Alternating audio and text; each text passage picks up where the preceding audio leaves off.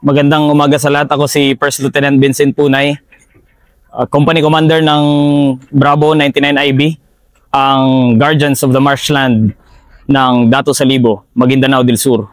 So from here, pupunta tayo sa marshland kung saan yung mga TPBs namin at kung saan kami nag-operate.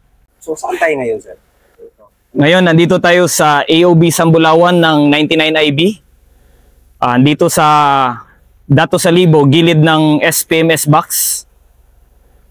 From here, mga 15 minutes, makapasok na tayo sa Pawasan. Pupunta tayo ngayon muna sa dock site kung saan yung mga airboats namin papasok ng Pawasan mismo. Move tayo. Sir, paki-explain mo, sir, ano sir, yung nakikita natin sa air. So dito sa AOB namin may mosque din sa labas.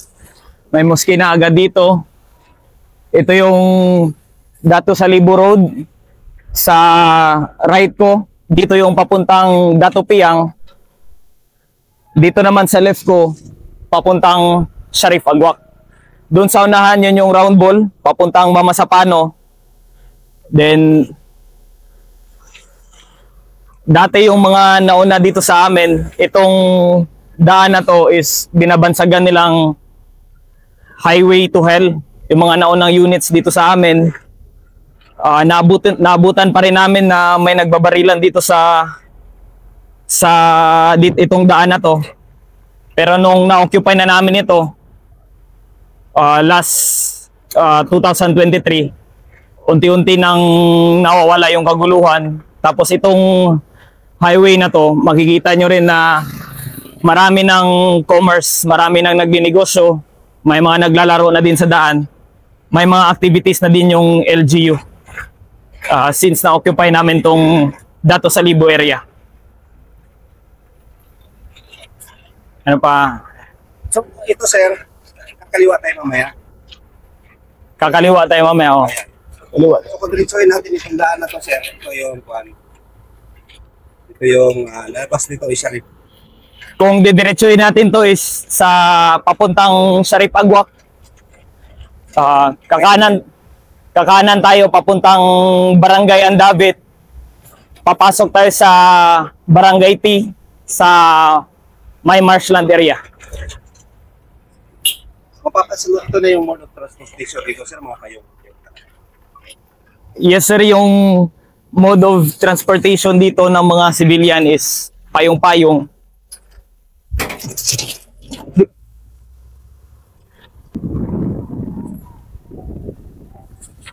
Integrated School. Ito naman yung Maadsada Integrated School. Kung saan dito sa Dato Salibo at yung kabilang munisipyo sa nag-aaral yung mga elementary at mga high school na mga students. Dati nung nauna kaming dumating dito, hindi pa ganito yung daan na matraffic. Maraming tao. May mga wala pang mga negosyo dito dati.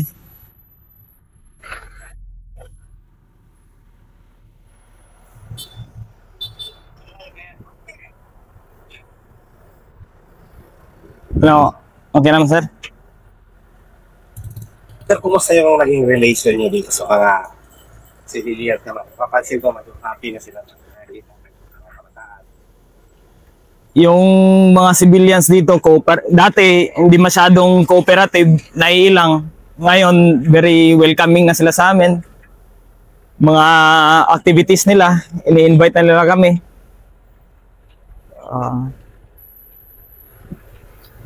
Dito kasi pag-COVID, sir, wala sir kasi during tag-ulan, itong daan na to, kahit doon na mas mataas, tinaasan nila ng 1 meter, inaabot pa rin ng tubig.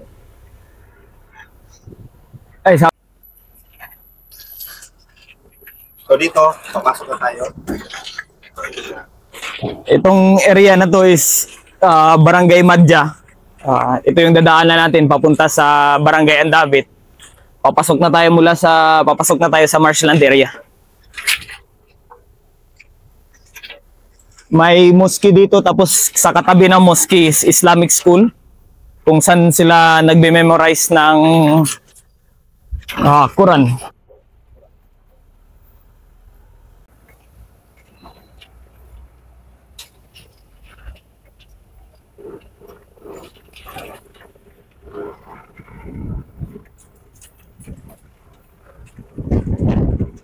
Mamaya, mga 5 minutes na ipawasan.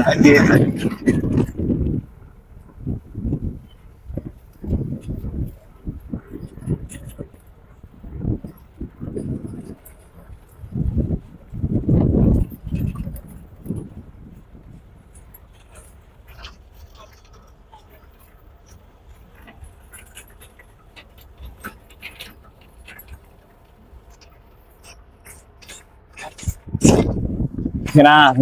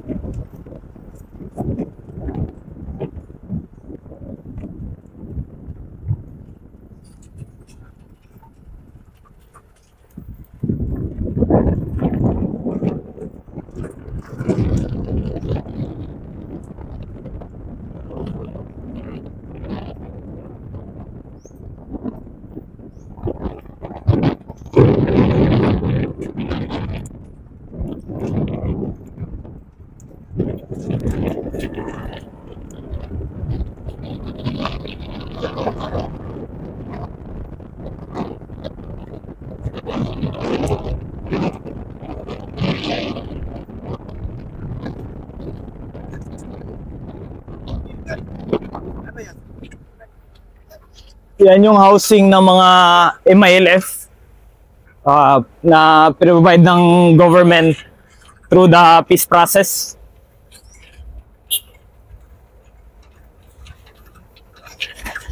Puro niyugan naman dito. Dito lang na area may new gun. Pag pasok konti-konti doon, wala nang puro napawasan.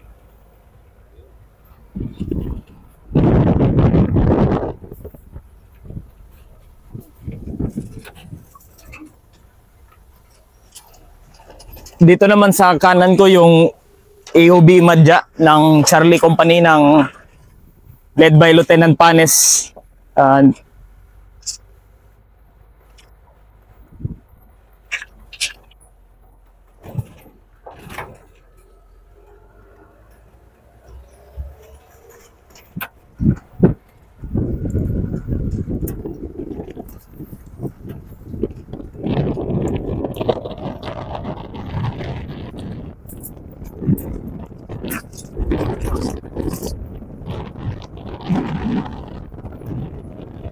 So, sana mabaka. Sir, mababa dito na area. Ngayon, kasi umuulan, di din mataas ang tubig. Pero pag umuulan na or nag-high tide sa may Cotabato, pati dito, nakalubog tubig. Start na to ng pawasan. Makita nyo dyan, wala lang talagang katao-tao dyan. Puro tubig na. Ayan o.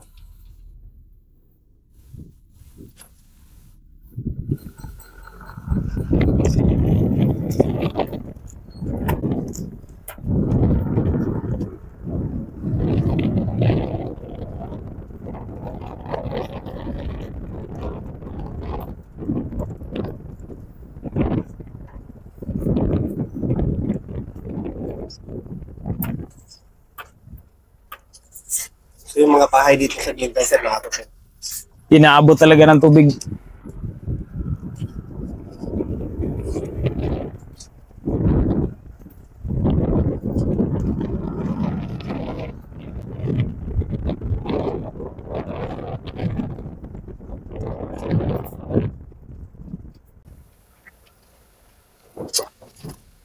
Anong barangay?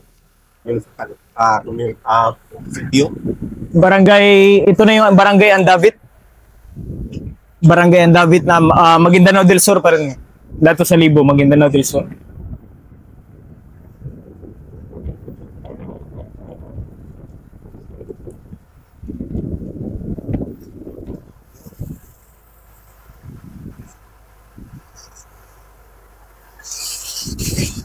Saan galing yung tubig dito sir? Bakit ganito? Galing pa rin sa may ilog dun sa unahan na umaapaw. Hindi makadaloy. Dito lumalabas, papasok na pawasan.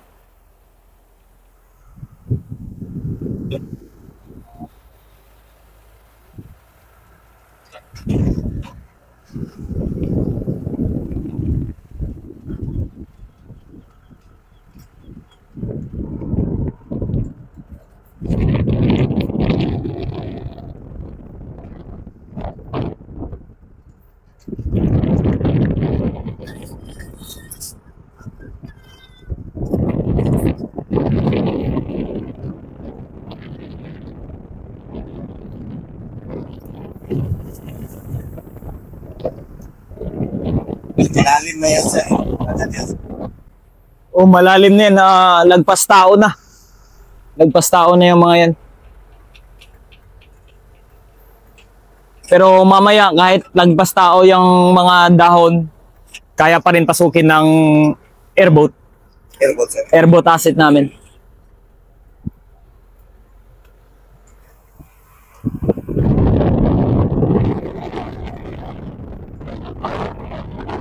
Sir, wala lang.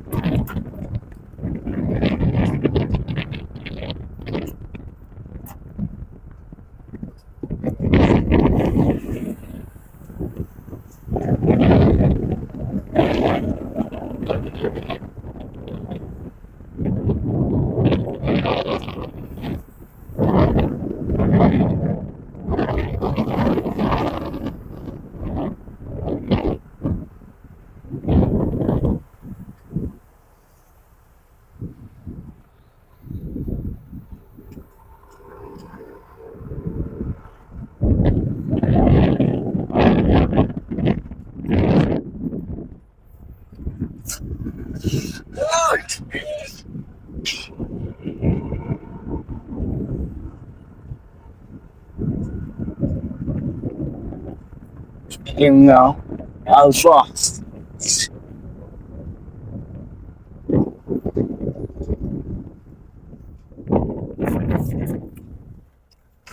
Kare!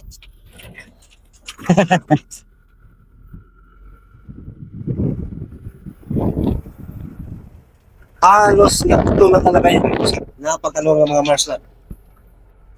Malawak na marsa.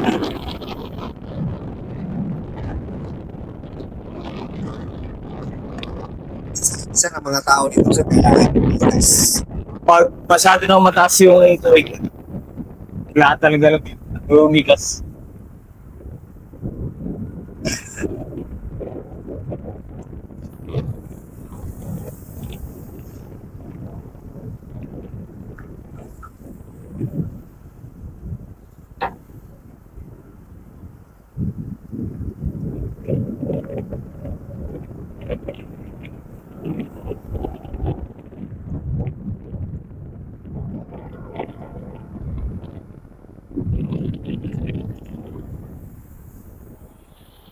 Dito naman yung FOB, ang dabit namin ng Alpha Company na 99 IB.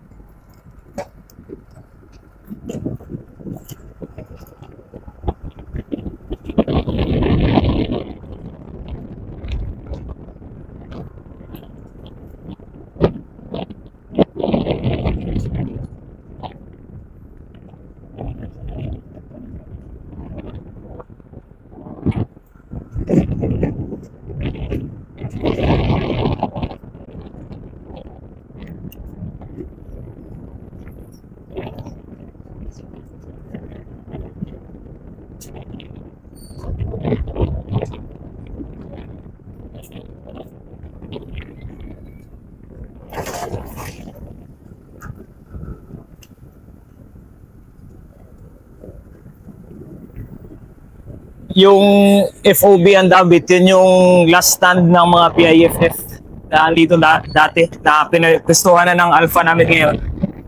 Kung papasok din tayo sa mga kabahayan dati, pipiliin natin sila. Mostly sa mga kalalakihan is putol yung kamay, putol yung paa.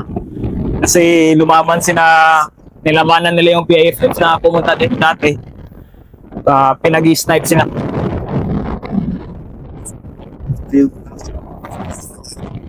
That time, wala pa kami dito. Time mo na to.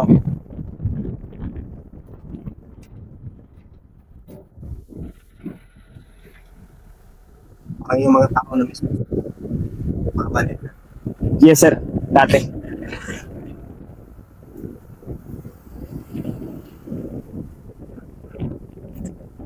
Dito na tayo sir sa dock site ng airboats namin sir.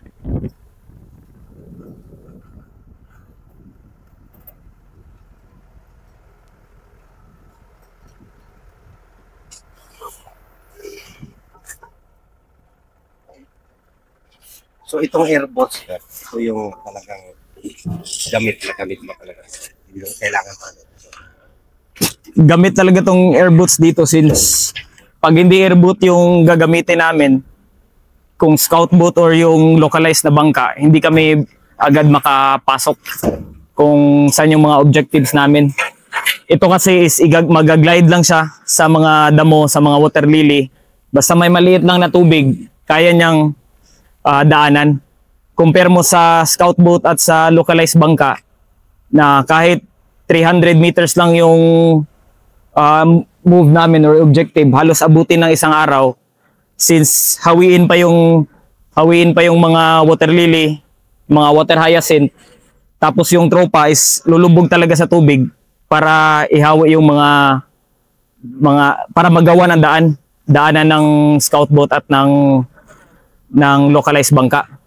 Kaya ito is game changer para sa amin since mabilis kaming makapunta sa objective kung saan kailangan namin pumunta. Ang lakas ng power niya na kahit yung katao na taas ng mga damo is kaya niyang daanan. So minsan, sir, kailangan nyo talagang bumaba, sir. Minsan ba, sir, lumulubog ang tao hanggang saan? Pag kailangan namin bumaba, yung gamit pa namin yung scout boat at ng localized bangka, minsan may maapakan kaming matigas.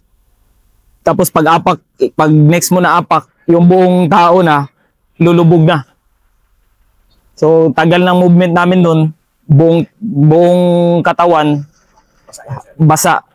Buong araw basa. Pag gabi basa na naman.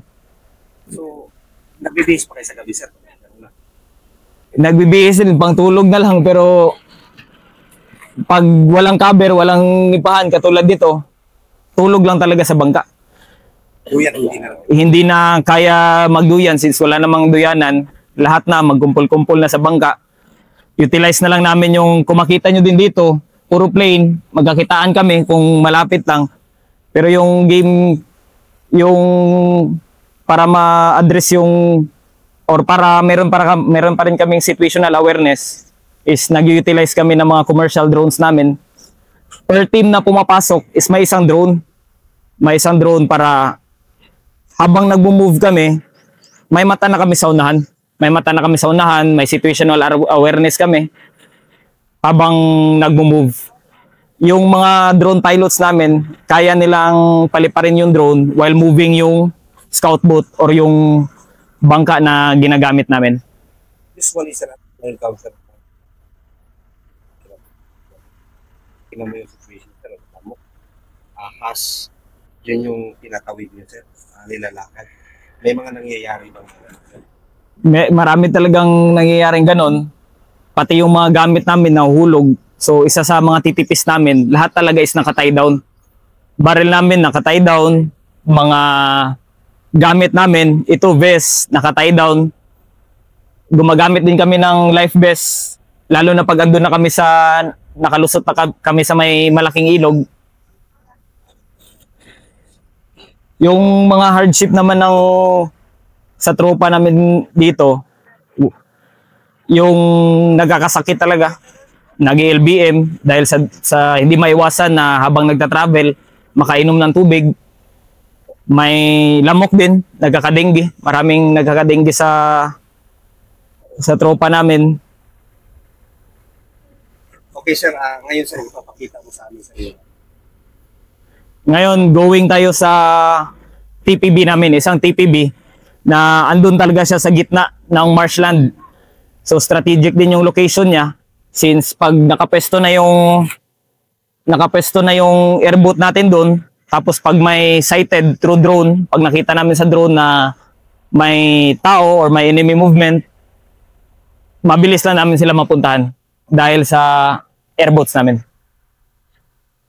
Muli ako si First Lieutenant Vincent Punay, ang Company Commander ng Bravo Company 99IB, ang Guardians of the Marshland ng Maguindanao del Sur. Mabuhay ang 99IB, mabuhay ang Philippine Army.